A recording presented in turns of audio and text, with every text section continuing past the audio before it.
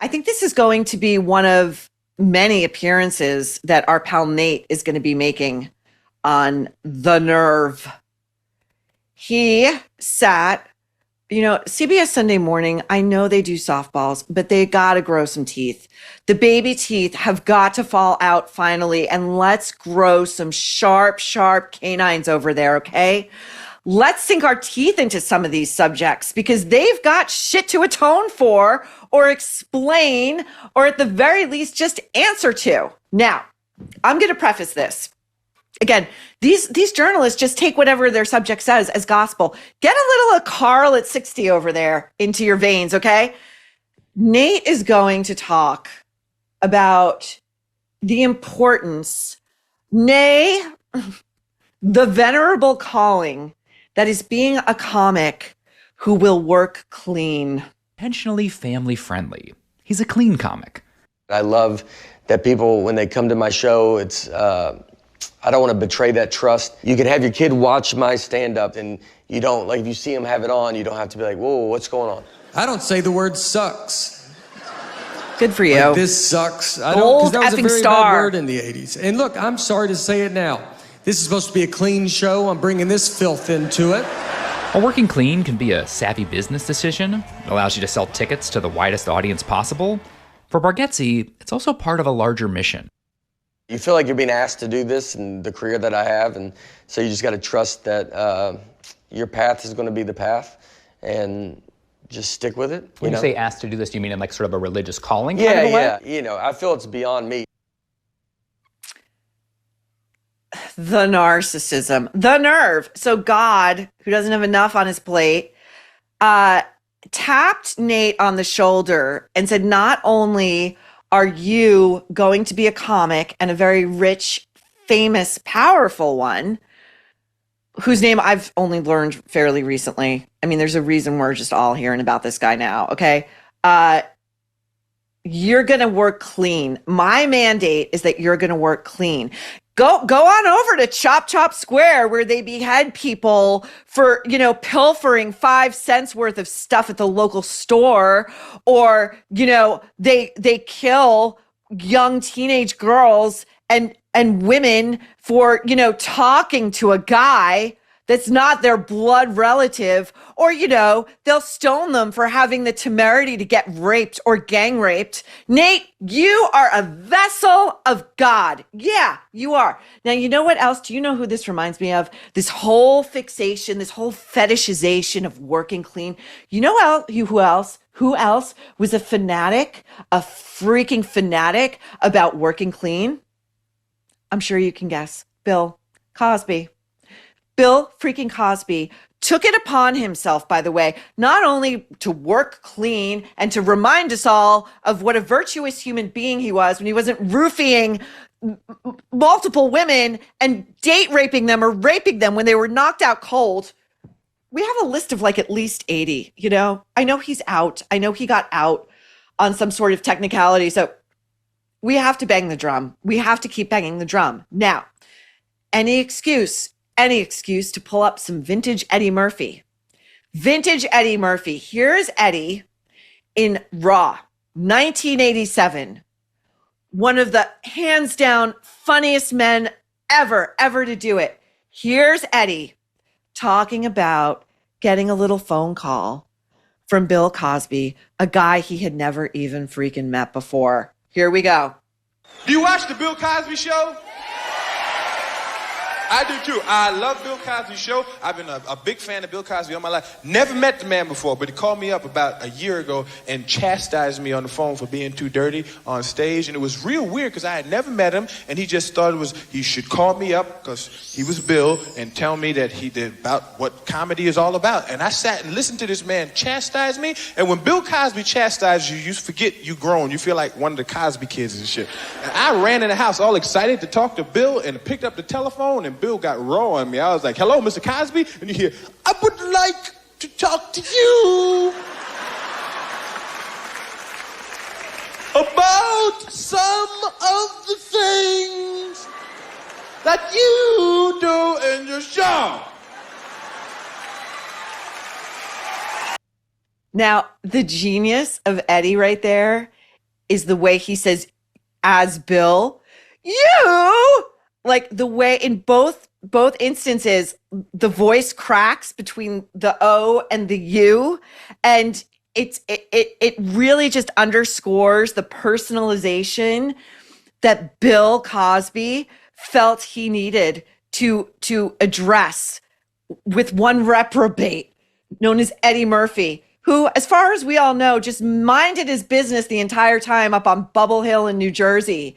As far as we know, Eddie Murphy wasn't roofing unsuspecting women and then raping them when they were out cold, while his wife Camille says she has no idea what was going on in that house.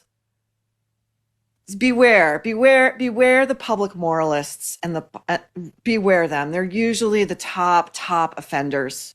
And I got my eye on this guy because he's pinging for me, like in a way that's like something dark is going on here. Okay. Now, Nate, he might be what, 42, 45? I didn't even look it up. This whole clean cut presentation with the crew neck sweater, it's very Cosby-esque. Really, it is.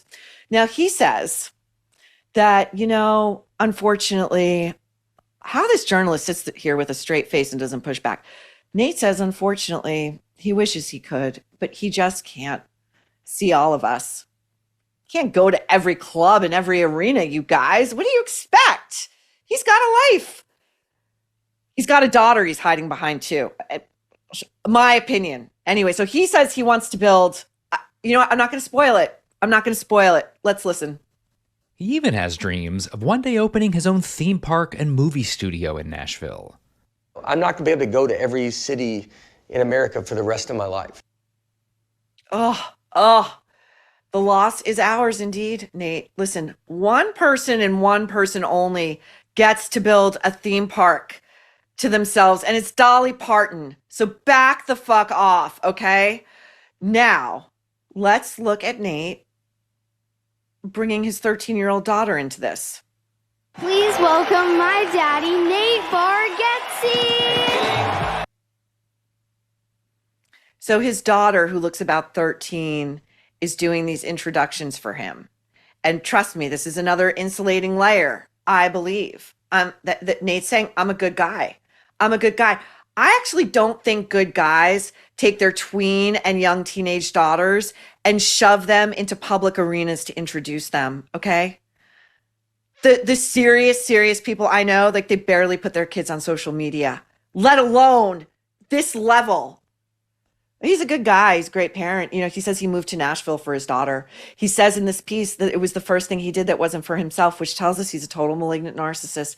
And you know what? When he's asked about why he didn't stay in like an A-plus city, an A-list city like New York or LA, he says, he had to raise his daughter like in normal environs. Well, you know what? There are normal environs in New York and California. I think Nate might have been running from something. Just a theory. Now, here's Nate. We're going to wrap with this moral avatar of decency, wholesomeness, and goodness, telling us about how when you know better, you do better. You just didn't know no better. There's nothing better than when you don't know that there's better. First of all, the syntax in that statement was jumbled beyond belief.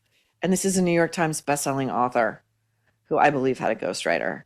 So, you get the translation. So if I'm that which I'm not, they would never hire me over at CBS because ask a real question. He says, when you know better, first of all, I would say, could you rephrase that? Because we can't use it.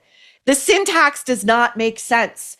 Then when he said, when you know better, you do better, and there's nothing better, there's no better feeling, that's your opening. That's when you say, why the F are you going to Saudi Arabia? Don't you have enough money? The guy made a ton of money last year, selling out stadiums all over the place. Why? Somebody ask this guy. Here's a striking fact you might not know. I sure did not. The number one risk factor for mortality isn't obesity. It's not heart disease. It's high blood pressure. That's right. 1 in every 2 adults has high blood pressure. And I've had a parent have to take that medication, and once you get on it, it's almost like you're never getting off of it. Like, and then the high blood pressure begins to have a domino effect on the body's overall health. But there is a way to stop it before it even begins. This product, I'm excited to tell you about it. It's new, it's natural, and it can stop high blood pressure from ever developing. It's called 120 Life. It comes in powder form, it comes in juice form, and it's formulated to not only support healthy blood pressure, it also aids in muscle recovery after workouts. It supports healthy blood flow and liver function, and it is loaded with antioxidants, which are key to suppressing inflammation and the advanced aging that comes with that. But don't just take my word for it. 120 Life is trusted by over 1,000 health professionals, and people who have tried it love it. Go see the testimonials for yourself over at 120life.com. So why not give it a try?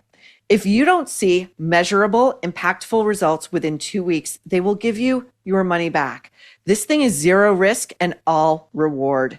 And they are offering a special discount to our troublemakers, 15% off your first order. Just go to 120life.com and use the code NERVE, that's NERVE, to save 15%. You can track your progress, by the way, with a simple blood pressure monitor. Watch your numbers drop and feel the difference. Again, this is a risk-free offer. So if you don't see lower numbers in 2 weeks, you get your money back. Go to 120life.com. That's 120life.com. And remember to use code NERVE to save 15%. This is serious. This is your health and your life. 120 Life can help in simple, delicious, provable ways. Don't wait. Take control of your health today.